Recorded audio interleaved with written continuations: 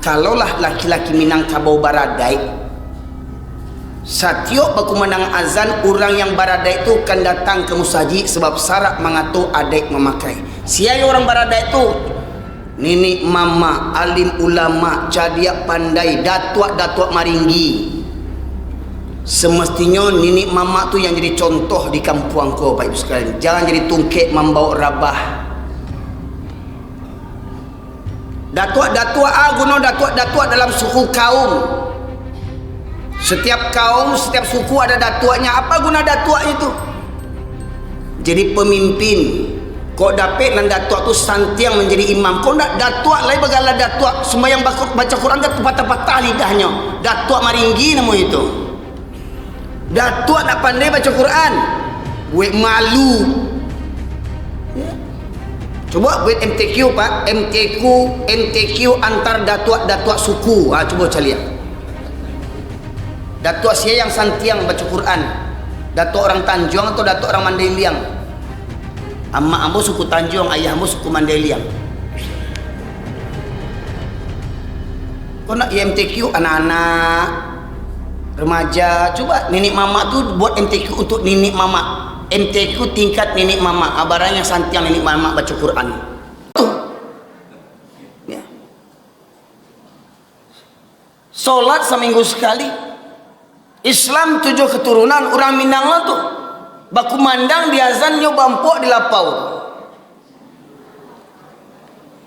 Kok pepatah nak tangguang adai basani jo sarak basani jo kitabullah, sarak mengatur adai memakai. Jangan sok-sok cerita adat orang Minangkabau. Kau jangan sok cerita adat orang Minangkabau. Kau jangan santiang cerita adai kalau tak mengarati jo kitabullah. Yang paling wajib dipelajari orang Minang bukan adai, tapi kitabullah Al-Quran. Nak mati awak karena adai. Bahkan banyak yang sasek de adai, Pak Ibu sekalian.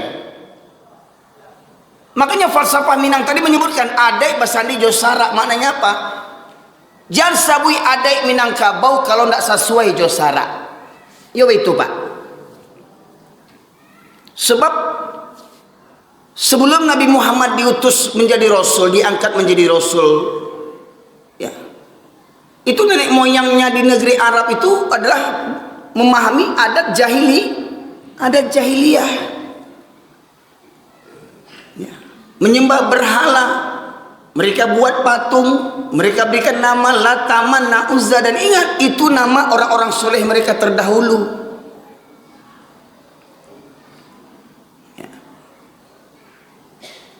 Nah, Bapak sekalian rahmati Allah. Kalau orang yang beriman bertuhankan kepada Allah Subhanahu wa taala, suka atau tidak suka, rela atau terpaksa, ya, mau tak mau, kalau masih mengaku beragama Islam, dia harus tetap mengerjakan sholat 5 waktu sehari semalam tanpa dikurang-kurangi, apapun alasannya. Karena kita semua sudah belajar, orang sakit saja wajib sholat. Tidak bisa berwudu boleh tayamum. Tidak bisa sholat berdiri boleh duduk. Tidak bisa sholat duduk boleh berbaring. Tidak bisa berbaring, sudah berbaring, tidak bisa mengangkat tangan untuk takbir, boleh dengan isyarat, dengan kedipan mata. Maknanya apa? Ketika sakit pun orang Islam tidak akan pernah meninggalkan sholat. Malangnya Pak, hari ini banyak orang Islam ketika sakit malah tak sholat. Banyak enggak? Cuma cek di rumah sakit Pak Ibu sekalian. Berapa banyak orang yang terbujur kaku, terbujur terbaring di rumah sakit, mengaku beragama Islam tapi malah tak sholat. Semestinya dengan sakit itulah dia semakin dekat kepada Allah, tetapi malah dia lebih jauh kepada Allah Subhanahu wa taala. Padahal dia mengaku Islam 7 keturunan. Apa dia tidak tahu itu? Jadi kalau ada orang Islam, mau orang Minang, mau orang Jawa, mau orang Indonesia, mau orang Afrika, sholat seminggu sekali, pada hakikatnya mereka tidak bertuhankan kepada Allah. Ketika mereka tidak sholat, maka siapa yang mereka taati? Siapa mereka sembah? Syaitan. Tidak ada yang lain. Pasti dia menyembah setan. Gimana menyembah setan? Mentaati setan. Gimana caranya? Alah, ngapain sholat? Tuh, garin imam rajin sholat. Nggak kaya-kaya juga nya. Ya. Tuh lihat tuh tetangga sebelah tuh. Karajo, bampo, main chip, korupsi, bazina, kayojonya, bertambah anaknya, bertambah bininya. Sembahyangnya seminggu sekalinya. Saya lihat tuh rajin sholat tuh sakit, taruh miskin, taruh. Ya, bisikan setan. Ya. Mangabana sholat, ngapain sholat? Ya. Orang sholat itu kan belum tentu masuk surga. Ngapain kalilah berjilbab? Yang berjilbab itu tuh belum tentu masuk surga. Betul kata mereka itu, Pak. Yang sholat itu belum dijamin masuk surga. Yang berjilbab itu belum dijamin masuk surga. Sedangkan sholat saja sudah, berjilbab sudah tidak dijamin masuk surga, apalagi nggak sholat. Tahu diuntung kenapa, goblok?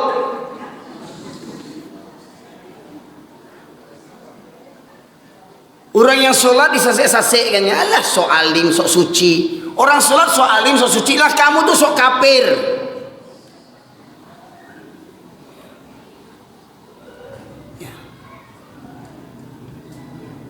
Udah sholat orang sasek-sasekkan juga lagi.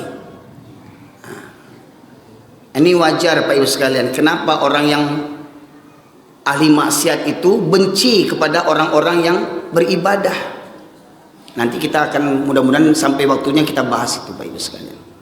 Jadi yang pertama, yang banyak disembah manusia bahkan orang Islam hari ini adalah mereka menyembah setan. Allah haramkan judi. Pertanyaannya, yang agen judi siapa? Orang Islam. Allah haramkan narkoba. Yang jual narkoba siapa? Orang Islam. Bahkan di Sumatera Barat ada Kapoldanya Teddy Minahasa. Dapat gala datua, aku di orang Minang ko pandi bana, ya mudah bana magiah orang gala datua, dek nyoba pangke, algiah gala datua, entah kok datuk maringgi dah ada. Kau orang tak jelek-jelek, mentang-mentang bapangke jenderal lagi gala datua, ujung-ujungnya apa? Tatangko, jual narkoba, Kapolda, itu lo kemenangko orang tuh, inyo kemenangko orang, inyo lagi narkoba. Jadi jangan haraplah narkoba ini bisa diberantas Bapak Ibu sekalian. Mereka bosnya.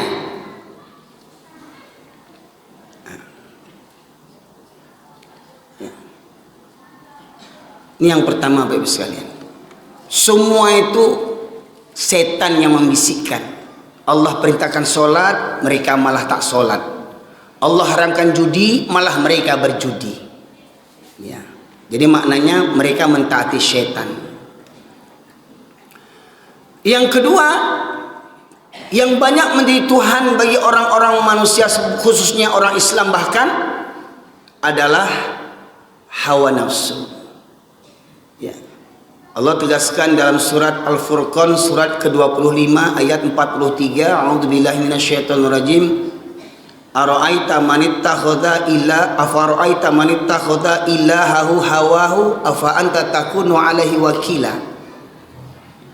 Pernahkah kau perhatikan orang yang mempertuhankan hawa nafsunya, mempertuhankan hawa nafsunya, maka akankah kau menjadi pemelihara atasnya? Mohon maaf Pak Ibu sekalian, mohon maaf ya, terutama bapak-bapak, mempertuhankan hawa nafsu. Sholat itu enaknya berjamaah ke masjid atau di rumah? Kalau ikut selera, ikut nafsu, enak di rumah, ya kan? Makanya tidak heran, mohon maaf Pak, di komplek ini sudah ada gereja, belum? Orang Islam semua sini, ada orang Kristen enggak? Orang Islam. Kalau misalnya manusia Islam semestinya penuh masjid ini sama laki-laki ini, itu kan? Mana yang lain? Mohon maaf Pak, ya mohon maaf, di komplek ini banyak orang Minangnya atau orang Mandailing Bataknya? Banyak orang Minangnya atau orang Jawanya? Orang Minang. Kok yo Minang baradai, kamu sajinya Minang baradai itu. Kiranya kini banyak orang Minang tak baradai. Syarat mengatu adai memakai. Pertama, solat 5 waktu hukumnya wajib. Allah perintahkan dalam surat Al-Baqarah 43, wa aqimus salata wa atuz zakata warka'u ma'ar raki'in. Dalam kaidah usul fikih, al-aslu fil amri lil wujub, asal dari perintah Allah itu hukumnya wajib. Dalam surat Al-Baqarah 43 ada 3 perintah di situ. Wa aqimus shalah, dirikanlah salat, hukumnya wajib. Tunaikan zakat, hukumnya wajib. Wanka'u ma'ar raki'in, rukulah bersama orang-orang yang ruku, hukumnya wajib. Kalau wa aqimus shalah, dirikan salat, hukumnya wajib, sepakat kita. Wa atuz zakah, bayarkan tunaikan zakat, hukumnya wajib, sepakat kita. Warka'u ma'ar raki'in, rukulah bersama orang-orang yang ruku, sepakat tidak kita? Sepakat tidak kita? Maknanya kalau ada ini terutama bagi laki-laki ya Pak Ibu sekalian, ini bagi laki-laki ya, wajib sholat berjamaah bagi laki-laki. Yang saya pahami dari surat Al-Baqarah, dan silakan nanti Bapak Ibu sekalian melihat beberapa macam kitab tafsir, apakah tafsir Ibnu Katsir, apakah tafsir Al-Maraghi, apakah tafsir Imam Qurtubi, apakah tafsir orang Minang yang namanya Al-Azhar. Yang dimaksud dengan warka'u ma'roki'in maksudnya adalah solat berjamaah yang hukumnya wajib bagi para laki-laki. Nah, kalaulah laki-laki Minangkabau baradai, satiok bakumandang azan, orang yang baradai itu kan datang ke musaji sebab syarat mengatu adek memakai. Siapa orang baradai itu? Nini mama, alim ulama, cadiak pandai, datuk maringgi. Semestinya nini mama tu yang jadi contoh di kampung kau Pak Ibu sekalian. Jangan jadi tungkek membawa rabah. Datuk guna datuk dalam suku kaum. Setiap kaum, setiap suku ada datuknya. Apa guna datuk itu? Jadi pemimpin. Kok dapat nan datuk tu santiang menjadi imam. Kok nak datuk lain bagalah datuk sembahyang baca Quran kan patah-patah lidahnya. Datuk maringgi nama itu. Datuk nak pandai baca Quran, buat malu ya. Coba buat MTQ Pak, MTQ antar datuk suku. Coba cari lihat. Datuk saya yang santiang baca Quran, datuk orang Tanjung atau datuk orang Mandailing? Amma ambo suku Tanjung, ayah ambo suku Mandailing. Kau nak MTQ anak-anak remaja, coba nenek mama tu buat MTQ untuk nenek mama. MTQ tingkat nenek mama, abaranya santiang nenek mama baca Quran.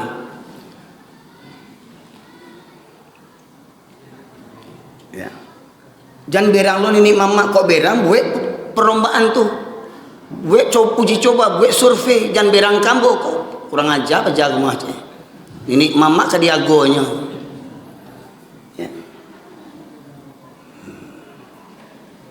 Hawa nafsu Pak. Subuh itu enaknya tidur apa sholat? Tidur, kata orang mereka tidur. Makanya lihat berapa banyak yang datang sholat dibandingkan yang tidur. Mohon maaf, sholat subuh Pak. Berapa jamaah safnya sholat subuh di masjid ini? Ada 3 saf. Berapa saf Pak? 1,5. 1,5. Atau paling tidak 2 saf. Ya, terus untuk apa kita buat bertingkat masjid kita ini? Kemana yang lainnya? Waktu subuh 2 saf, sholat Jumat penuh enggak Pak? Sampai ke atas, sampai keluar, di atas di sini penuh. Nah, subuh kemana yang lainnya? Subuhnya kemana?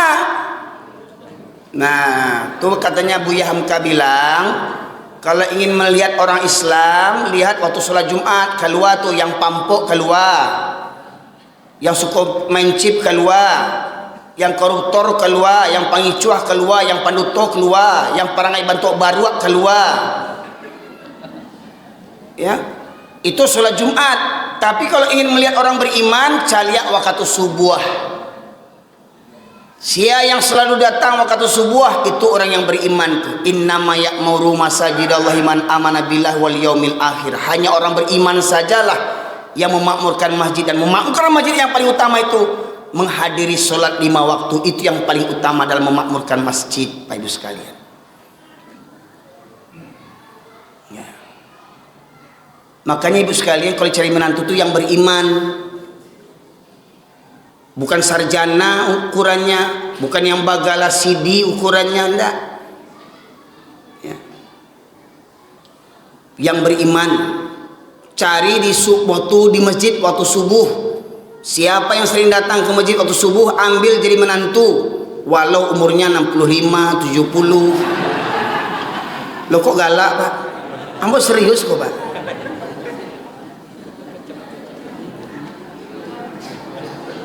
Coba survei nanti subuh. Coba survei nanti subuh. Atau subuh kemarin. Berapa rata-rata usia yang hadir ketika subuh berjamaah? Hah? 50 KT. Ya. Yang muda-mudanya mana? Lalu anak sia tuh. Anak awak, siain doanya. Patuilah.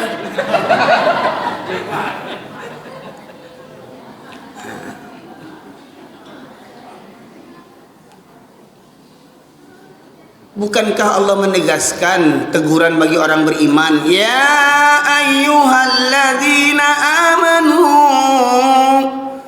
qu anfusakum wa ahlikum nara.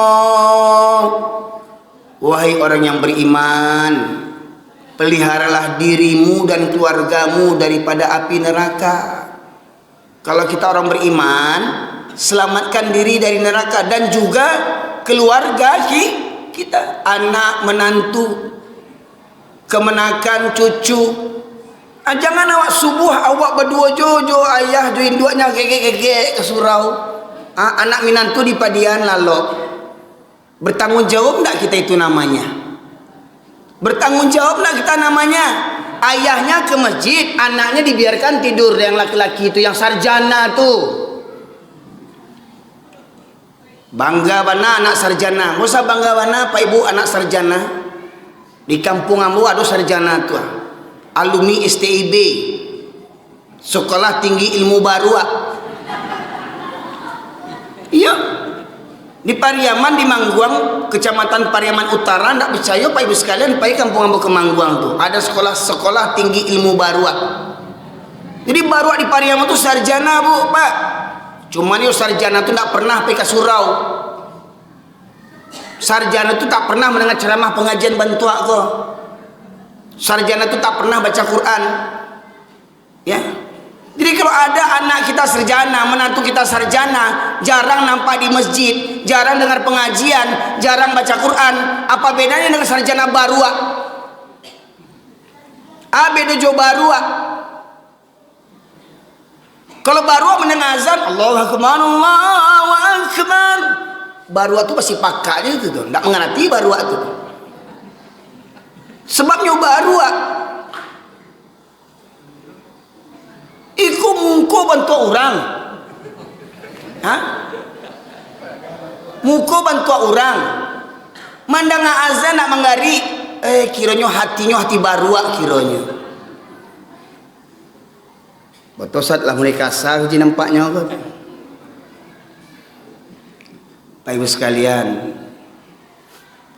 zaman kini miris kita Pak Ibu sekalian. Ba aku bantu tu kecik orang kasar kaji yang kareh bana kaji ustaz di YouTube tuh.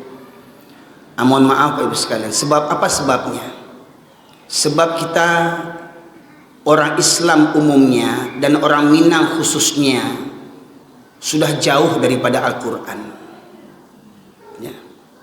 Nah, itu makanya ambo minta biasanya kalau membaca pengajian kok ambo minta ada yang membacakan terjemahan Quran Pak Ibu sekalian. Ada Pak Ustaz?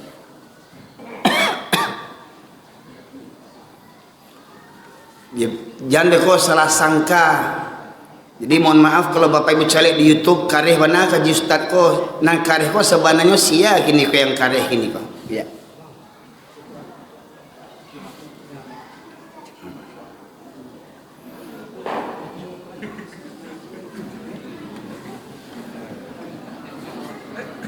Ya, kan? Membacakan terjemahnya saja. Tenang, nanti telur datang satu lagi ini.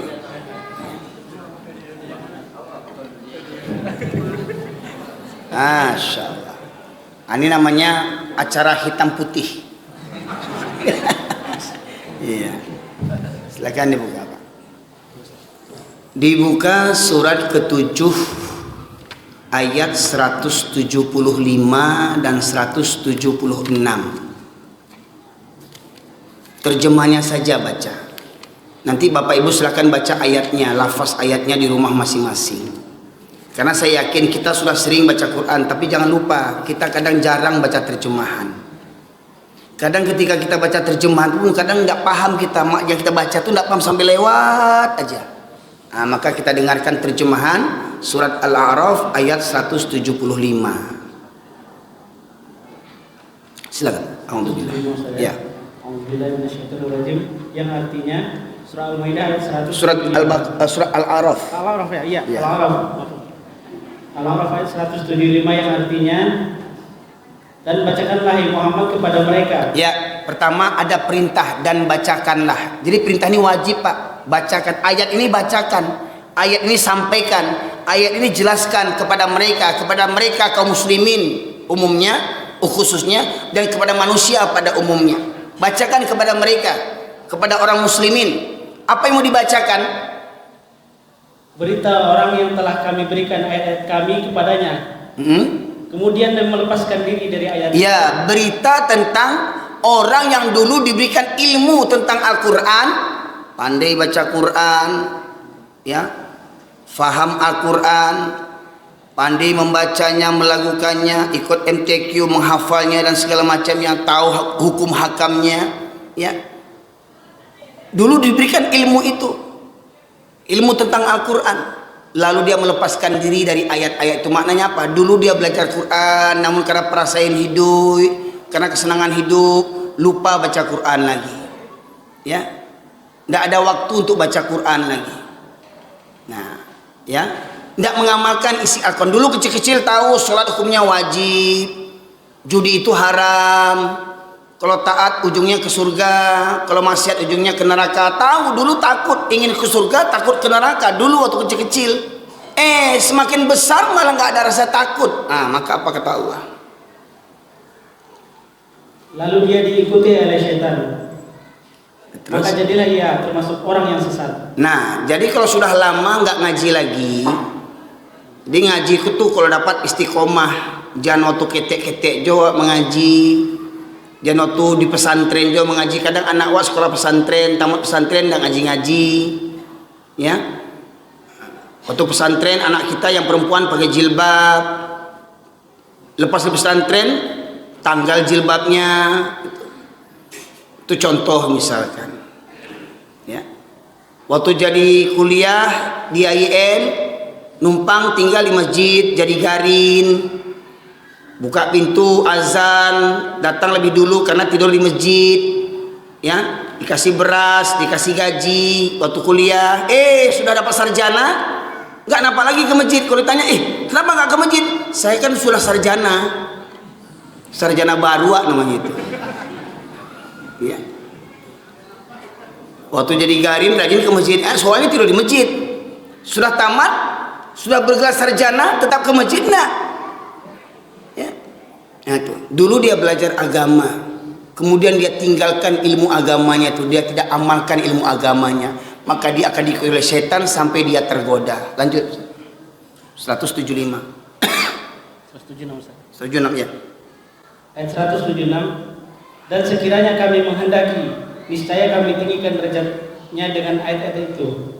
tetapi dia cenderung kepada dunia dan mengikuti keinginannya yang rendah. Maka perumpamaannya seperti anjing. Seperti apa? Anjing. Oh, anjing. Kata Quran. Kok kasar kali Pak bilang anjing? Allah yang bilang. Allah yang bilang.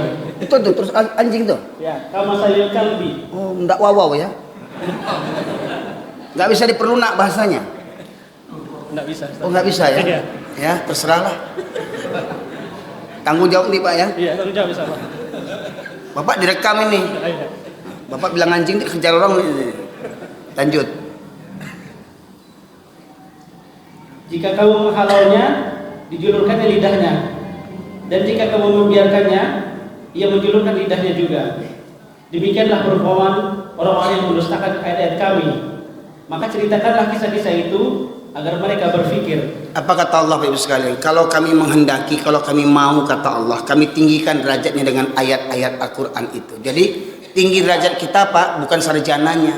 Tinggi derajat kita itu bukan karena pangkat harta dan jabatan. Tinggi derajat kita ketika kita memahami dan mengamalkan Al-Quran. Ya. Itu puncaknya. Puncak pengagungan terhadap Al-Quran adalah mengamalkannya, Bapak Ibu sekalian. Nah, namun kata Allah, tetapi mereka cenderung kepada dunia. Dulu dia belajar agama, dulu dia belajar Al-Quran, dek perasain hidup, merantau dari kampung ke dari Pariaman ke Pekanbaru, dari Sumatera Barat ke Pekanbaru, merantau ke Malaysia, merantau ke Batam, merantau ke Jawa untuk cari nafkah, cari uang, tidak ada waktu untuk mengaji lagi. Ya. Subuh-subuh udah berangkat, nggak sempat sholat. Ya. Hingga akhirnya apa? Sudah lama tidak mengaji, lama tidak ke surau, ya, dan mengikuti hawa nafsunya yang rendah, ya, mengikuti hawa nafsu, ya. Allah itu kan maha tahu, ya. Sholat itu kan nggak dipaksa. Apa gunanya sholat kalau kita nggak ikhlas? Pertanyaannya, ya, sholat itu perlu ikhlas atau tidak? Tidak. Yang penting sholat. Masalah ikhlas atau tidaknya itu urusan kalian nanti diterima Allah atau tidak. Yang penting sholat dulu. Kalau memang mengaku beragama Islam, karena kata Rasulullah, al-farqu bainana wa bainahum shalah faman tarakaha faqad kafara. Beda kita orang Islam dengan orang kafir adalah salat. Barang siapa meninggalkan salat maka ia telah kafir. Masalah salat diterima atau tidak itu urusan Allah. Allah yang menilai siapa di antara kita yang layak terima salatnya ini. Tidak ada jaminan orang yang jenggotnya panjang pasti diterima salatnya. Gak ada jaminan orang yang berjubah pasti diterima sholatnya. Gak ada yang jaminan orang yang hafiz Quran diterima sholatnya. Bahkan kata Allah, fawailul lil musallin, neraka wail untuk orang yang sholat. Kenapa kok orang sholat ini neraka wail untuknya? Karena sholatnya cuma kedok saja. Karena inti daripada sholat, inna sholata tanha anil fahsya'i wal munkar. Solat itu mencegah daripada perbuatan keji dan mungkar. Itu inti solat Pak Ibu sekalian. Jadi rajin solat judi ya juga, rajin solat dengki ya juga, rajin solat fitnah ya juga, rajin solat gunjing ya juga. Nah, itu dia. Orang yang begitu tuh neraka wail untuknya. Ya. Alladzina hum an salatihim sahun, yang mereka lalai daripada solatnya, kadang solat kadang tidak, Jumat solat, asar tidak, puasa solat, raya tidak. Lucunya bulan puasa solat tarawih solat dia ikut berjamaah solat tarawih, maghrib nggak solat, kan sakit otak namanya itu. Ada pula yang bulan Ramadan sanggup puasa tapi tak solat, buka puasa di kafe-kafe, di kafe-kafe penuh, kafe-kafe tuh, restoran-restoran tuh, orang mau buka puasa. Pertanyaannya kapan sholatnya? Di mana sholatnya? Cukup nggak musolanya? Cukup nggak tempat wudhunya? Ya, Pak Ibu sekalian. Maka sebaik-baik tempat berbuka itu di masjid. Ya. Makanya Pak, ada di Sumatera Barat, Nagari Siano namanya, Bukit Tinggi Agam. Saya ada sekitar 5 tahun rutin berdakwah di situ. Pengurus masjid mengupayakan setiap bulan Ramadan berbuka puasa 30 hari atau 29 hari semuanya berbuka di masjid. Warga kampung semuanya di masjid, Pak. Makanya waktu maghrib itu penuh warga itu dengan berbuka puasa. Semuanya, besar kecil, tua muda, laki perempuan. Nah, pertanyaannya, masjid kita begitu enggak? Ya. Nah, tolong upayakan itu nanti tuh masjid kita maghribnya semuanya berbuka di masjid. Ya. Bapak Ibu sekalian, mati Allah. Jadi kata Allah tadi, kalau kami menghendaki, kami tinggikan derajatnya dengan ayat-ayat itu, tetapi dia cenderung kepada dunia dan mengikuti nafsunya rendah, maka perumpamanya seperti anjing, kata Allah. Kata orang kasar kali Islam, perumpamaan seperti anjing. Saya perlu nak bahasanya, perumpamanya seperti anjing. Waktu kecil dia tahu sholat hukumnya wajib, kalau nggak sholat hukumnya dosa. Ya, kalau dosa tempatnya neraka. Waktu kecil rajin dia sholat, semakin dewasa semakin tak sholat. Ya. Ibu-ibu, mau tak dibayar 50 juta untuk ninggalin sholat? Bu, lumayan tuh bayar kredit Honda. 50 juta, mau tak dibayar 50 juta ninggalin sholat? Hah? Yakin? Sepakat nggak orang sakit wajib sholat? Sepakat. Tadi kita bilang kalau tidak sanggup berwudu tayamum, tidak sanggup berdiri duduk, tidak sanggup duduk berbaring, tidak bisa mengangkat tangan dengan isyarat. Walau sakit tetap wajib sholat. Sepakat? Siap? Waktu barale? Hah? Berapa banyak yang mengaku orang Islam, yang mengaku orang Minang? Berapa banyak yang sholat waktu barale? Kok ada yang sholat le barasiah, gencunya tuh di barasihan? Hah? Bau duanya.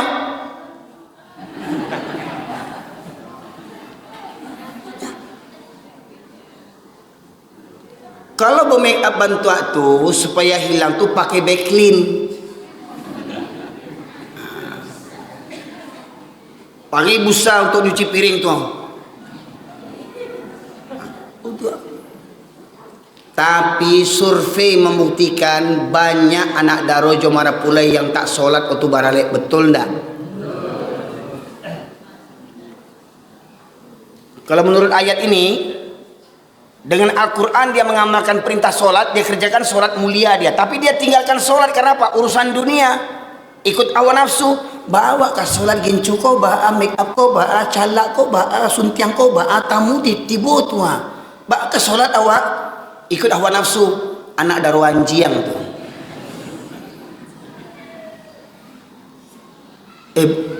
Kasabu? Ah? Iwa daruan jiang si koko.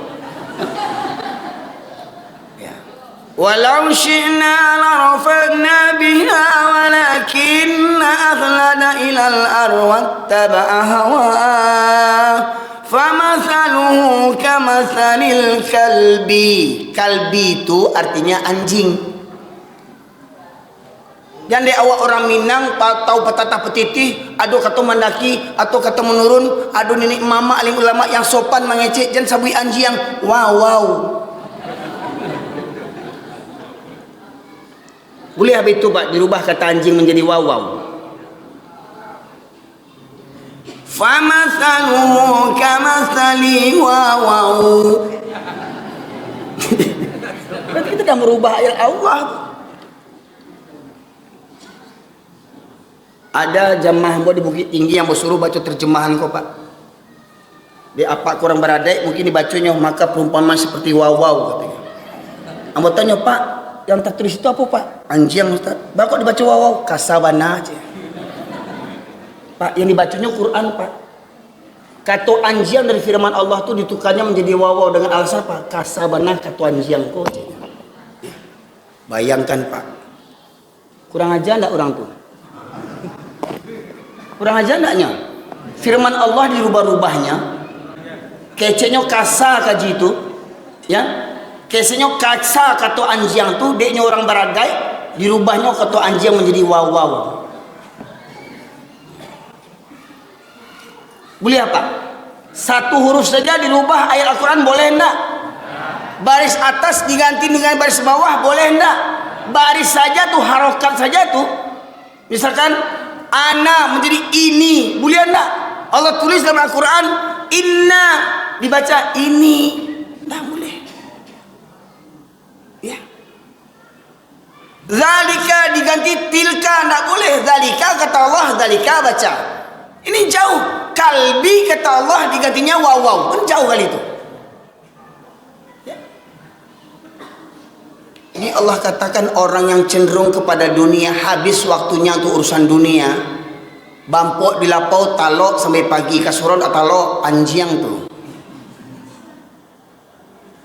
Nonton bola talok sampai pagi sampai subuh, main handphone, main chip talok sampai subuh, sumbayang indah anjiang tuh. Loh ini kata Allah Pak. Kamu nak ngarang-ngarang makanya mau suruh ada yang mau terjemah jangan berang kamu. Apa kau berangan apa yang muncul dulu? Kamu sudah kau pulang Pak, apa tinggal siko kata dia Pak.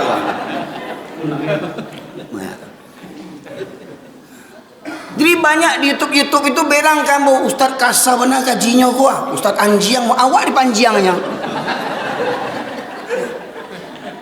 Ambo Pak, kalau orang sadunia kau mampanjiang ambo akan ibu riat ya ambo dah. Orang sadunia kau menyebut saya anjing, gak akan ibah hati saya. Tapi jangan sampai Allah yang menyebut saya anjing. Apa guna orang dunia menyanjung-nyanjung kita Ustaz?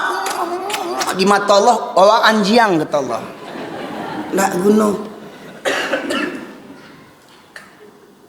Maka ada betulnya juga kasidahan dulu itu. Janganlah mau disanjung-sanjung, engkau digelar manusia agung. Tenenononen. Jadi kita dibangga dengan sanjungan. Wah. Ya. Ustaz datang dipayungi, ya, disambut dengan tambu tasah, tumputak, tumplak, tumputak, tumplak,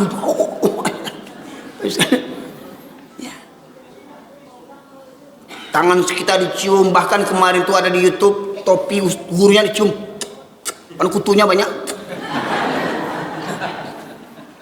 Nah. Bahkan waktu saya di Malaysia Pak, ada aliran di Malaysia tuh, bekas basuhan kaki gurunya tuh diminumnya itu. Ya. Baik sekalian, saking begitunya hulunya berlebihan menyanjung orang-orang yang soleh. Orang soleh itu Pak tidak perlu disanjung Pak, ilmunya diamalkan. Itu yang utama. Apa gunanya kita pajang-pajang fotonya, foto Tuanku Salihah awak pajang di rumah makan. Sembayang indah, kepunduang. Ya. Jadi nasi kebunuh. Ya. Jadi kata Allah tadi, orang yang habis waktunya untuk urusan dunia, ya, mengikuti hawa nafsunya, maka perumpamannya seperti anjing kata Allah. Pak Ibu sekalian, mencari nafkah itu wajib enggak? Ibadah tidak. Tetapi kalau kita cuma mencari nafkah, sholat tidak, sia-sia ibadah yang kita lakukan. Ini sebenarnya ayat ini Pak, silahkan lihat tafsirnya. Ini ditujukan kepada para alim ulama ini sebenarnya nih. Asbabun nuzulnya menceritakan tentang kisah Bal'am bin Ba'urah, seorang ulama ya yang doanya itu mustajab. Namun karena diberikan iming-iming janji-janji dunia untuk tidak menyampaikan agama dengan sebenarnya, hingga akhirnya dia tidak menyampaikan Al-Quran dengan sebenar-benarnya. Demi apa? Demi pangkat dan jabatan. Betapa banyak ulama-ulama anjing sekarang bantu itu Pak. Ada ulama mengatakan ya, mengucapkan selamat Natal itu boleh. Itu ulama anjing namanya itu. Ya. Dulu sebelum jadi pejabat dia katakan haram, sekarang jadi pejabat dia katakan boleh, ulama anjing. Ya. Bapak Ibu sekalian. Nih. kata anjing ini ditujukan kepada ahli-ahli agama, ya. Kemudian bagaimana dengan orang-orang awam? Allah tegaskan dalam surat Al-A'raf 179. Tolong dibaca Ustaz terjemahannya. 179 yang artinya Surat Al-A'raf. ya. Dan sungguh akan kami isi neraka jahanam banyak dari kalangan jin dan manusia. Mereka memiliki hati tetapi tidak dipergunakannya untuk memahami ayat-ayat Allah. Mereka memiliki mata tetapi tidak dipergunakannya untuk melihat tanda-tanda kekuasaan Allah. Dan mereka mempunyai telinga tetapi tidak dipergunakannya untuk mendengarkan ayat-ayat Allah. Mereka seperti hewan ternak, bahkan lebih sesat lagi. Mereka itulah orang-orang yang lengah. Yaitu وَلَقَدْ ذَرَأْنَا لِجَهَنَّمَ كَثِيرًا مِنَ الْجِنِّ وَالْإِنسِ لَهُمْ قُلُوبٌ لَا يَفْقَهُونَ بِهَا وَلَهُمْ أَعْيُنٌ لَا يُبْصِرُونَ بِهَا وَلَهُمْ آذَانٌ لَا يَسْمَعُونَ بِهَا أُولَئِكَ كَالْأَنْعَامِ بَلْ هُمْ أَضَلُّ أُولَئِكَ هُمُ الْغَافِلُونَ. Dan sungguh akan kami penuhkan neraka jahanam banyak dari kalangan jin dan manusia. Mereka yang memiliki hati tetapi tidak ada takut kepada Allah. Mereka memiliki hati tidak mau merenungkan ayat-ayat Allah. Mereka punya mata tidak digunakan melihat tanda-tanda kekuasaan Allah.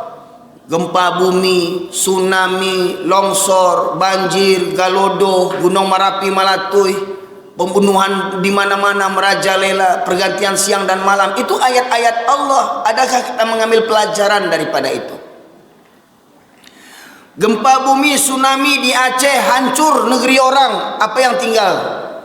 Masjid. Ada nggak ambil pelajaran daripada itu?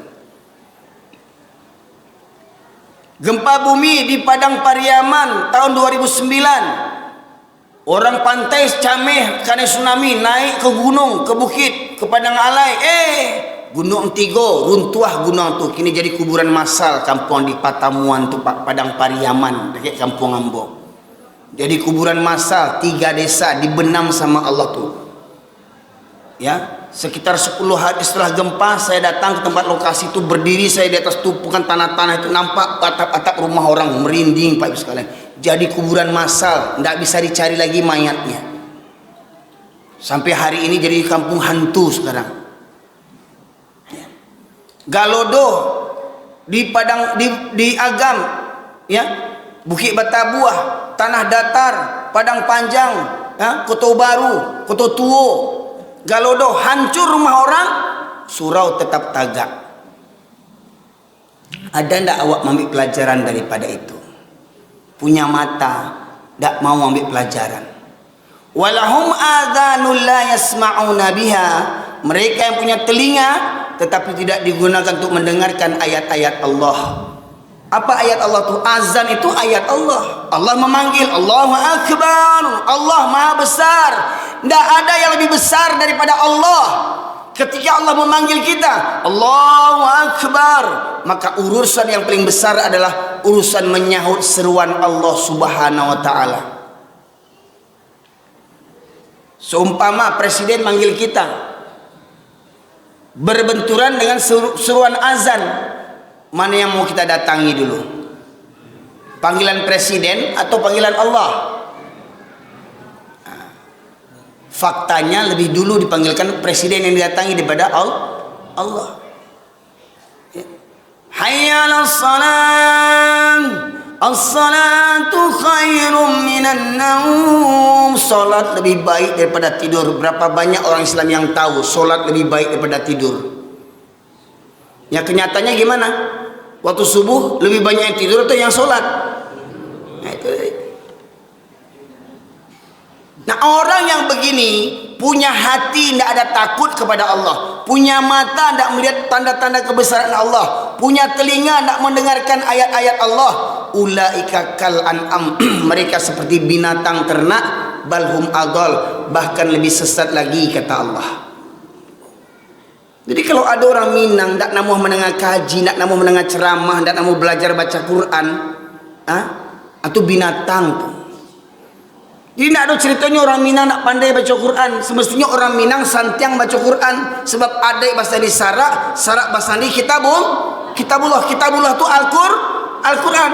Jadi semestinya orang Minangkabau sebelum bicara adat harus bicara Al-Quran dulu, kupas Al-Quran, baca Al-Quran, pahami Al-Quran. Orang yang paham Al-Quran pasti beradat. Orang yang beradat belum tentu paham Al-Quran.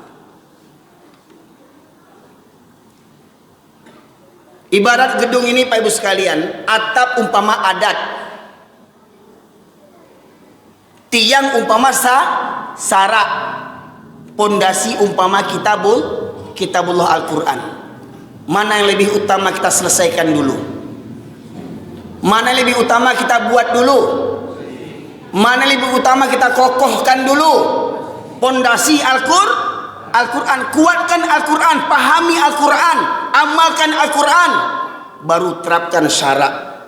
Mana yang halal, mana yang haram, mana yang baik, mana yang buruk menurut Al-Quran, bukan menurut selera awak.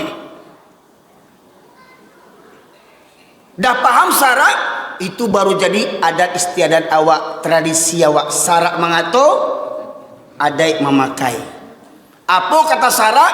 Itulah yang jadi adat orang Minangkabau. Kata syarak, solat hukumnya wajib.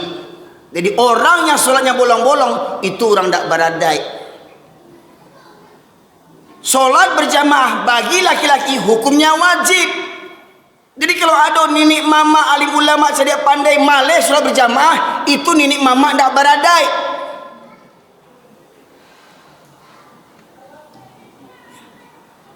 Nenek mama binatang yang kayak begitu Pak Ibu sekalian. Nenek mama yang malas ke masjid, nenek mama kabau, buruk daripada kabau lain. Bukan ketambo kata Allah surah Al-A'raf 179.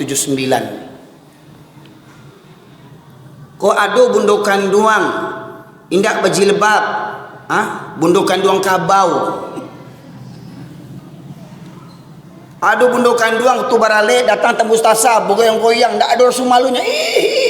Bundukan duang kambiang tu. Termasuk yang kemarin lagi viral di Bukit Tinggi itu kemarin tu di jam gadang berjoget-joget 3 ekor makhluk Allah. 2 batinau, seorang jantan berjoget-joget lagu Minang, manyong-nyong-yang. Masya Allah. Itulah bentuk binatang yang kesurupan dari itu Pak Ibu sekalian. Ya. Enggak ada rasa malu. Coba ke Batang tu di Padang, nenek-nenek ketangkap main remi, bajudi nenek-nenek. Astagfirullahalazim. 5-6 orang nenek-nenek lah bauban lah keripui lah kemati. Pakai you can see lo tu, nak keripui.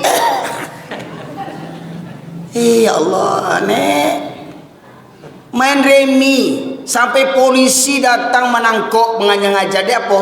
Ya, ambo rutin mengisi pengajian dekat-dekat kampung tu Pak Ibu sekalian. Ada jamaah menyambutkan Ustaz, RT di situ tuh kawan saya Ustaz.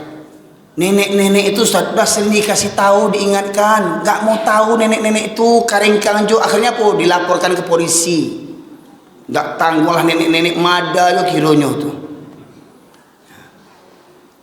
Itu nenek-nenek acok makan basi tu, basi pakak, basi turiak, basi mada, basi bana. Lah jadi nenek-nenek lah mati bau tanah karipui. Baju di main remi. Allahu Akbar. Bukannya kasurau menengah kaji. Terus sekalian.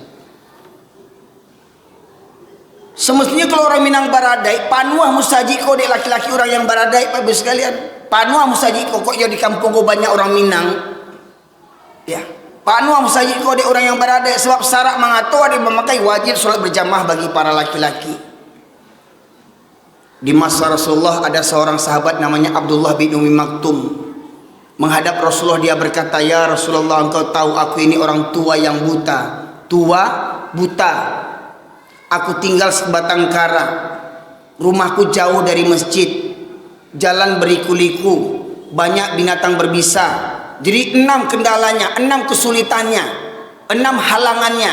Buta, tua, rumah hidup sebatang kara, rumah jauh, jalan berliku-liku, banyak binatang berbisa, menghadap ke Rasulullah. Ya Rasulullah, dengan keadaanku ini bolehkah aku sholat di rumahku? Apa kata Rasulullah? Apakah engkau mendengar suara azan? Dengar ya Rasulullah.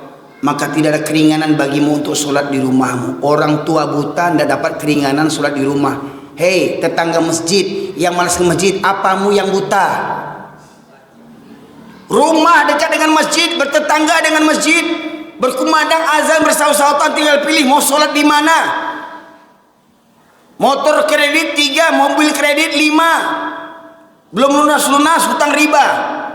Ya, bagi jalan-jalan bisa, kenapa tidak pakai Honda motor itu ke masjid? Silakan pergi. Oh, kata hadis Nabi, kalau semakin banyak melangkah semakin banyak pahala. Rumah saya depan masjid, pendek kali pahala saya mau buat musuh balik mana? Ke Pasir Pangarayan, sholat subuh sampai sana zuhur.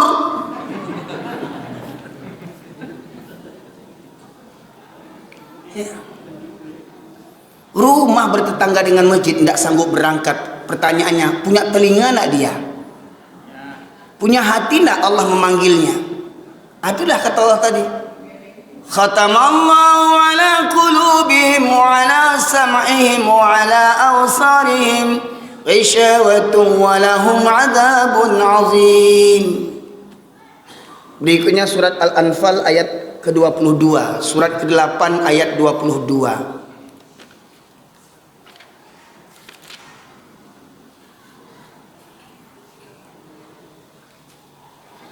Surat ke-8 Al-Anfal ayat 22. Ya. Yang artinya, sesungguhnya makhluk yang bergerak, yang bernyawa, yang paling buruk dalam pandangan Allah ialah mereka yang tuli, yang bisu, tidak mendengar dan memahami kebenaran, yaitu orang-orang yang tidak mengerti. Makhluk bergerak dan bernyawa, Pak Ibu sekalian, makhluk bergerak bernyawa itu apa aja? Pohon bisa bergerak enggak jalan-jalan? Hah? Berarti dia bukan makhluk yang bergerak. Bernyawa tidak? Bernyawa. Binatang bisa bergerak enggak? Bisa berjalan enggak? Bisa. Bernyawa tidak? Manusia bisa bergerak tidak? Bernyawa tidak?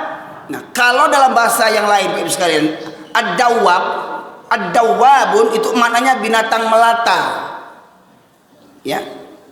Nah, kalau menurut Bapak Ibu sekalian, mohon maaf, binatang apa yang paling buruk kalau menurut Bapak Ibu sekalian? Binatang apa yang paling hina? Hah?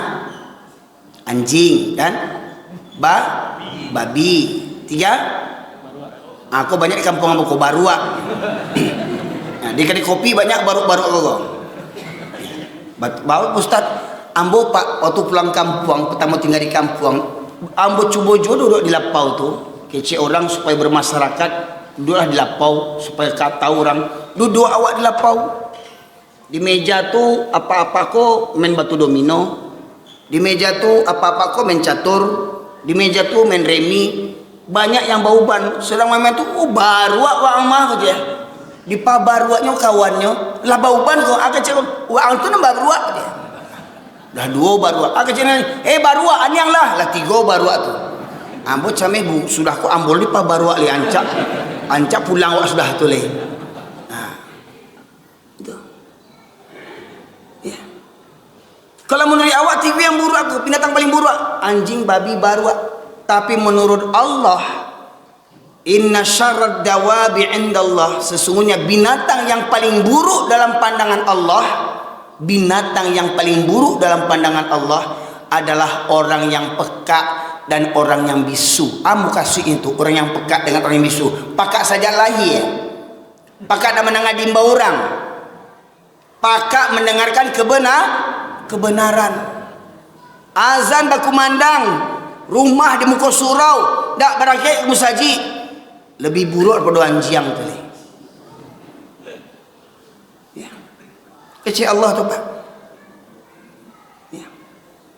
Ada penceramah, pendakwah, tahu dalil, tahu hadis, bisa menyampaikan, cuman takut dek jamaah banci deko, takut orang berang, takut presiden berang, nan kelamak-lamak juga sampai beko berang orang beko.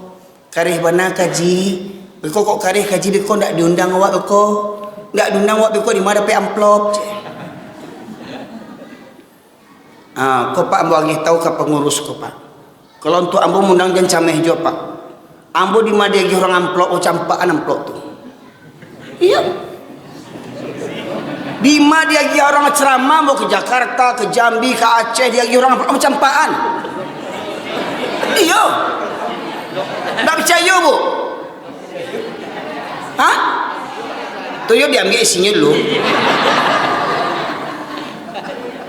Loh, kok juisi isinya dibuang bu? Kok basobo orang pampok kok. Sedangnya mabuk-mabuk nampak amplop kok dibuka piti dipasangnya BT. Berdosonya. Awak berdosa lah. Supaya tidak berdosa, ambo tidak berdosa, ambo selamain pitihnya dulu. Dan kejahatan itu kan terjadi hanya karena ada kesempatan gitu. Awalnya tidak banieknya, dia nampak pitih, baniek berjudinya. Karena awak jadi sumber maksiat, awak ambo selamain pitihnya dulu. Jadi kalau jamaah mengundang, usah camih lah, mikirin amplop, transfer aja lah agak 5 juta, kok 7 juta. Kok kadang ada ustad meninggal amplop. Kok karih bana, kok tak singgung orang, kok tak diundang awak beli aja. Ya? Akhirnya kebenaran disembunyikannya. Ya, itulah yang kata Allah, menjual ayat-ayat Allah dengan harga yang sangat murah. Benar katakan benar, salah katakan salah. Kulil haqqa walau kana murron. Katakan yang benar walaupun pahit rasanya. Nabi Ibrahim berdakwah benar nak? Pak Ibu, Nabi Ibrahim dakwanya benar nak? Tapi Nabi Ibrahim dibakar. Nabi Musa dakwanya benar nak? Tapi Nabi Musa mau ditangkap sama Fir'aun. Nabi Isa dakwanya benar nak? Tapi Nabi Isa mau disalib. Ya. Nabi Zakaria dakwanya benar nak? Tapi Nabi Zakaria digergaji sampai mati. Nabi Muhammad SAW dakwanya benar nak? Tapi Nabi Muhammad SAW mau dibunuh sama orang kampung. Di kampung Nabi Muhammad berdakwah, dibunuh orang kampungnya. Orang kampung ke membunuhnya. Sampai Allah perintahkan Nabi Muhammad dan para sahabat hijrah ke Madinah, Pak Ibu sekalian. Baitubana, Pak Ibu sekalian. Iko kalau ustad-ustad ceramah santi-santi yang sanang-sanang juga ceramah dipertanyakan ceramahnya itu, Pak Ibu sekalian. Yang didakwahkannya itu. Ya. Dan risiko berdakwah ini, Pak Ibu sekalian, pasti apa kata Allah dan surat Al-An'am ayat 112. Wa kadzalika ja'alna likulli nabiyyin aduwwan syayatinil insi wal jins. Dan demikianlah kami jadikan untuk para nabi musuh-musuh dari kalangan setan, musuh-musuh dari setan dari kalangan jin dan manusia. Jadi setiap nabi punya musuh. Pertanyaannya, kita pengikut nabi nak? Pak Ibu? Pengikut nabi nak? Kita bernabikan kepada Nabi Ibrahim tidak? Bernabikan kepada Nabi Musa tidak? Bernabikan kepada Nabi Isa tidak? Bernabikan kepada Rasulullah tidak? Ulul azmi, nabi-nabi ulul azmi, mereka menghadapi musuh yang dahsyat dan penderitaan yang dahsyat, Pak Ibu sekalian. Bagaimana dengan kita? Kok senang-senang aja kita nih? Di kampung banyaknya sholat, kita santai. Di kampung padusi banyaknya berjilbab, kita santai. Di kampung jual narkoba, kita santai. Mana amar ma'ruf nahi mungkar? Kuntum khairu ummatin ukhrijat linnas ta'muruna bil ma'ruf wa tanhauna 'anil munkar. Ngajak orang kebaikan tuh enak. Ayo sedekah dapat surga, tapi mencegah kemungkaran, Pak, jangan judi, Pak, marah orang. Pak Ibu sekalian. Nah, contoh lagi, Pak. Tadi di awal saya katakan, di antara Tuhan yang banyak ditaati manusia hari ini adalah hawa nafsu. Coba surat Al-Furuq, surat Al-Jasiyah, surat ke-45 ayat 23.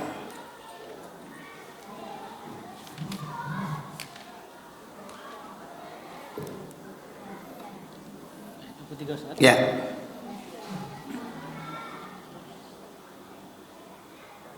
Yang artinya, maka pernahkah kamu melihat orang yang menjadikan hawa nafsunya sebagai Tuhannya? Maka pernahkah kamu melihat orang yang menjadikan hawa nafsunya sebagai Tuhannya?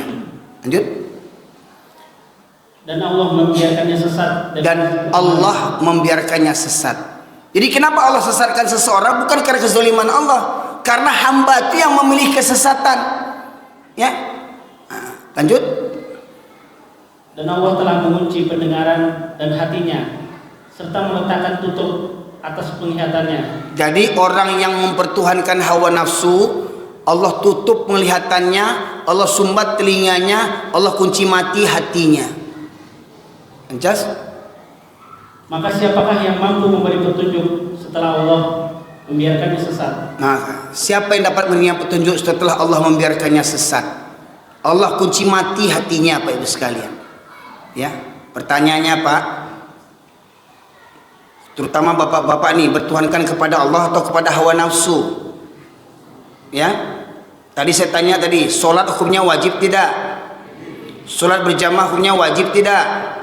Saya tanya lagi Pak, merokok itu ada manfaatnya enggak? Merokok,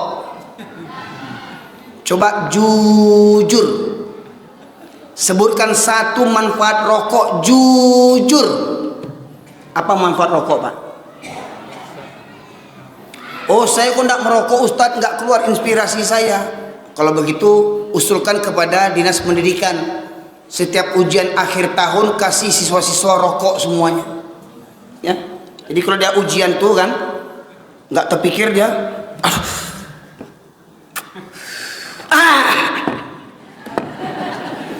dari SD kasih rokok biar lulus semua, ya. Buntu otaknya, merokok dulu.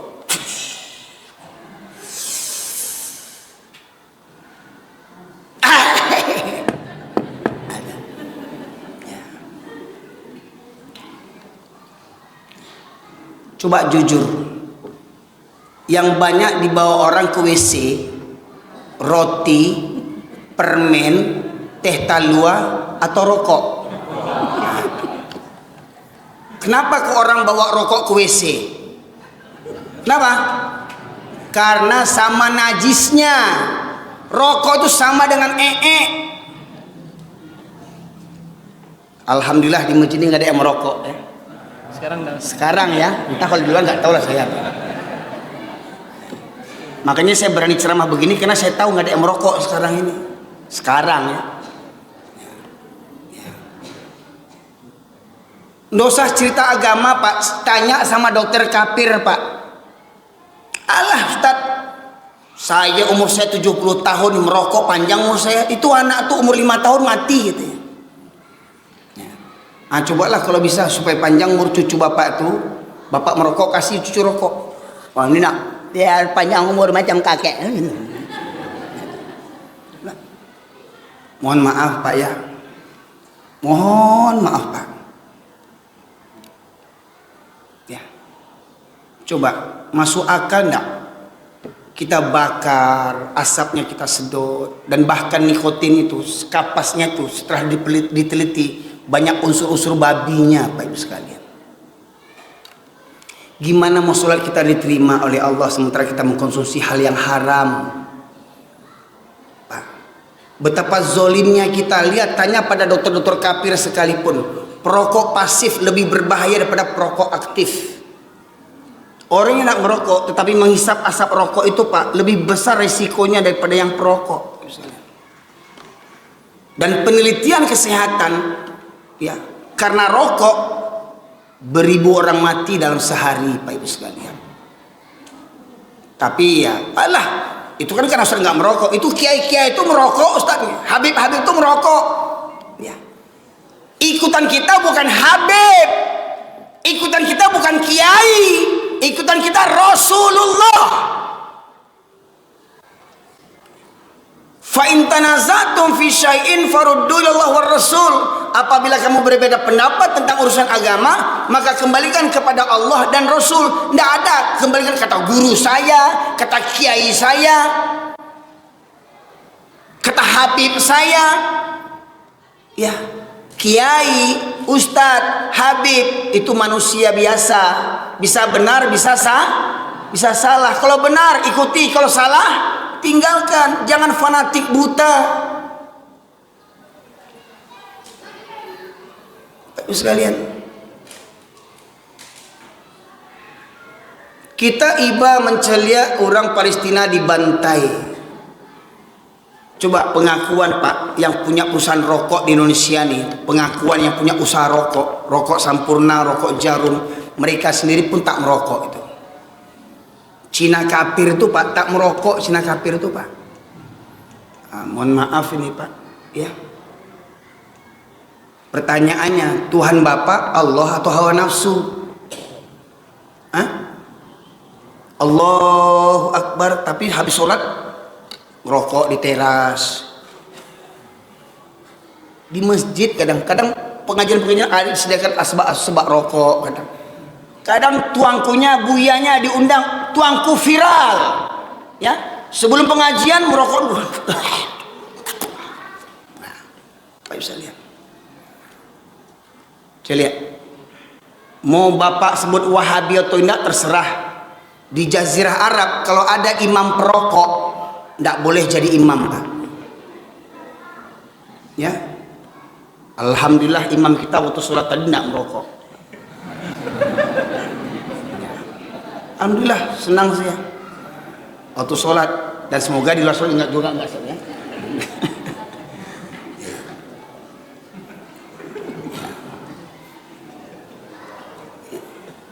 Mohon maaf Pak ya, ini dah mulai panas nih bapak-bapak yang merokok nih kayak ini. Ya, ini kaji Pak yang harus disampaikan Pak Ibu sekalian. Ya. Betapa banyak keuntungan dari pedagang-pedagang rokok itu Pak Ibu sekalian untuk membantai saudara-saudara kita di Palestina Pak Ibu sekalian. Kita sudah mendoa tidak, menyumbang tidak, malah memberikan sumbangan untuk membantai saudara-saudara kita di Palestina. Ya. Pak Ibu sekalian rahmati Allah. Jadi kalau kita mengaku la ilaha illallah, yang pertama singkirkan setan, singkirkan hawa nafsu. Bapak Ibu sekalian. Yang ketiga, ya, ada 8 perkara yang boleh dicintai tetapi akhirnya menjadi Tuhan selain daripada Allah. Surat At-Taubah surat ke-9 ayat 24 Allah berfirman, Qul in kana aba'akum wa abna'ukum wa ikhwanukum wa azwajukum wa ashiratukum wa amwalun iktaraftumuha wa tijaratan tahsawna kasadaha wa masakin tardawnaha. Katakanlah jika bapak-bapakmu atau orang tuamu, anak-anakmu, saudara-saudaramu, istri-istrimu atau suamimu, sanak familimu, harta-hartamu, perdagangan, pekerjaan, pangkat-pangkatmu, rumah yang kamu cintai, ahabba ilaikum minallahi wa rasulih wa jihadin fi sabilih, apabila lebih engkau cintai daripada Allah dan Rasulnya serta berjihad di jalannya, maka tunggulah sampai Allah mendatangkan azabnya. 8 perkara tadi ini boleh dicintai, tapi jangan melebihi cinta kita kepada Allah dan Rasul. Siapa mereka? Orang tua, anak, saudara, kakak beradik, istri atau suami, sanak famili, harta kekayaan, pangkat jabatan dan pekerjaan, rumah tempat tinggal. Apabila lebih dicintai, maka 8 perkara ini telah menjadi Tuhan selain daripada Allah Subhanahu wa taala. Maka tunggulah azab Allah. Ya. Terakhir, silakan buka surat Al-Maidah ayat 104. Terakhir, jam 10 kita selesaikan kajian ini Pak Ibu sekalian.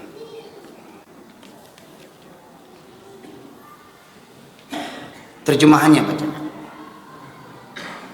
Al-Maidah ayat 104 ya. Yang artinya, dan apabila dikatakan kepada mereka, marilah mengikuti apa yang diturunkan Allah dan mengikuti Rasul, mereka menjawab, cukuplah bagi kami apa yang kami dapati dari nenek moyang kami mengerjakannya. Apakah mereka akan mengikuti juga nenek-nenek moyang mereka, walaupun nenek moyang mereka itu tidak mengetahui apa-apa dan tidak pula mendapat petunjuk? Ya, ketika diajak mari ikuti Al-Quran, mari ikuti hadis, apa kata orang kampung? Oh, kami cukup apa yang kami dapati sejak seisu-isu anduang-anduang kami, nenek moyang kami lah bantu tu. Ya, kata Allah, apakah kamu akan mengikuti juga nenek-nenek moyang kamu? Pada nenek moyang kamu tu tidak mendapat petunjuk, tidak mengetahui. Oh, kami biasa kalau mendoa pakai kemenyan. Nenek moyang kita orang Hindu dulu. Ya. Oh, kami kalau mendoa itu, ya, Bapak sekalian, kalau bertagak-tagak kudo bangun rumah, didabi ayam, serahkan darahnya. Oh, kami kalau lahiran anak di bawah kasur, masukkan benang, gunting, pisau, ladiang, singso.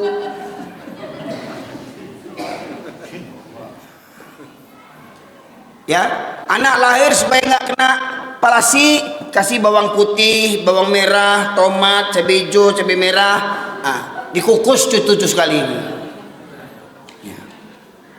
Oh, kami supaya rumah nggak kemasukan setan, tempel ayat kursi. Nggak takut setan ayat kursi. Apa guna tempel ayat kursi? Sholat aja nggak di rumah itu. Ketawa-ketawa setan.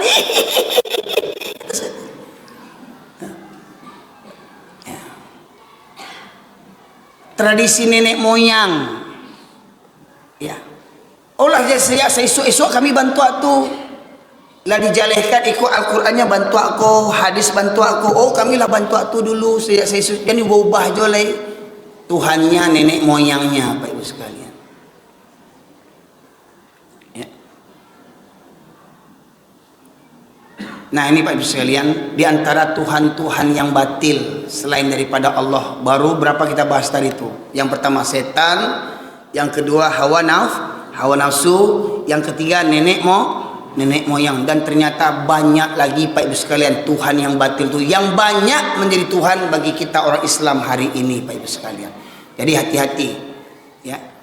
Kalau kita nggak benar-benar mencari hidayah, tekun beribadah, belajar Pak Ibu sekalian, maka niscaya amal kita akan sia-sia, Bapak Ibu sekalian. Ya. Semoga kiranya ilmu agama ini yang kita bahas bersama memberikan manfaat bagi kita semuanya, agar kita kembali meluruskan pemahaman kita, terus belajar sampai akhir hayat kita, sebagaimana pepatah mengatakan, tuntulah ilmu dari buayan sampai ke liang lahat. Tadi disampaikan oleh Ustadz kita, ya, orang yang cenderung kepada dunia, menunjukkan hawa nafsunya rendah, maka perumpamannya seperti anjing. Dan kita sepakati, ya, hadis menyebutkan bahwasanya salat berjamaah hukumnya wajib bagi para laki-laki. Makanya hati-hati nanti nih, yang subuh nggak datang tadi, hati-hati, anjing atau orang itu nanti. Ya, ya. Syarat mengatur adik memakai salat berjamaah hukumnya wajib bagi para laki-laki. Jadi kalau ada laki-laki nak ke masjid subuh nanti, itu berarti anjing itu dia. Mohon maaf, ya. Alhamdulillah yang datang sekarang ini orang semua nih, alhamdulillah. Cuma nggak tahu subuh nanti, ya. Jangan marah sama saya, Pak. Buat Quran ini, ya. Baca Quran ini, renung-renungkan Quran ini, ya. Yang kasar tuh kata saya yang kasar atau hati kita yang keras membatu. Ya, sudah sekian tahun hidup beragama tidak ngerti juga lagi.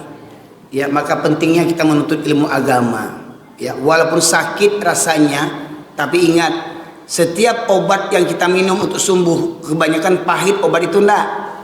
Tapi mau nggak mau harus diminum demi kesembuhan kita. Seperti kalau kita sakit kena penyakit gula stadium 4, lah baulek kaki itu, lah busuk kaki itu.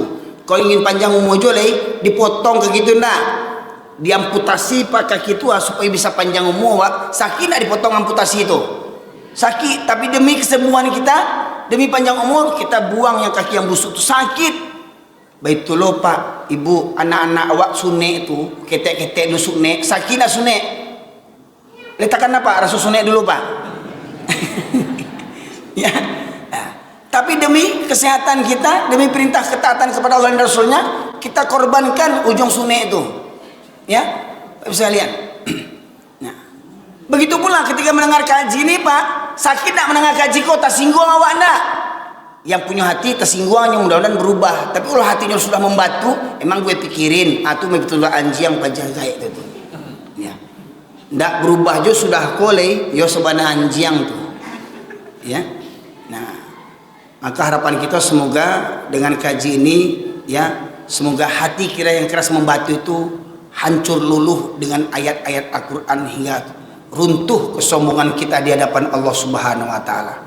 Demikian saja Bapak sekalian yang dirahmati Allah. Semoga kiranya majelis kita ini diridha dan berkahi oleh Allah Subhanahu wa taala. Semoga kiranya Allah ampunkan dosa-dosa kita semuanya. Allah ampunkan dosa-dosa kedua orang tua kita. Allah ampunkan dosa keluarga-keluarga kita. Semoga Allah anugerahkan kepada kita keluarga yang sakinah, mawaddah, warahmah. Semoga Allah terima segala amal ibadah kita. Allah mudahkan kita untuk tunduk patuh kepadanya. Semoga dengan senantiasa Bapak Ibu sekalian di kegelapan malam, maghrib, isya, subuh berangkat ke masjid, semoga di akhirat Allah berikan cahaya yang sempurna. Semoga kiranya senantiasa Bapak Ibu datang ke masjid, semoga kiranya mati kita dalam keadaan husnul khotimah. Semoga kiranya Allah hindari negeri kita, jauhkan dari musibah, bencana, malapetaka. Semoga Allah anugerahkan kepada kita pemimpin-pemimpin yang soleh dan bertakwa, dan Allah musnahkan orang-orang yang zalim, yang ingin menghancurkan negeri kita, yang ingin menghancurkan agama Allah. Semoga Allah berikan hidayah kepada mereka. Bila mereka tidak bertobat, semoga Allah hancur leburkan harta mereka, kekuatan mereka, keluarga mereka. Allah hinakan di dunia dan di akhirat. Semoga kiranya di Masjid Baitul Amal ini kita menghadiri undangan Allah. Di masjid ini Bapak Ibu berkumpul bertemu bersama. Semoga kita pulang basamu ke kampung halaman awak di Sarogo, bakumpul balik awak satu kampung di surga firdausnya Allah Subhanahu wa taala. Subhanakallahumma bihamdika asyhadu an la ilaha illa anta astaghfiruka wa atubu ilaik. Alhamdulillahirabbil alamin. Assalamualaikum warahmatullahi wabarakatuh.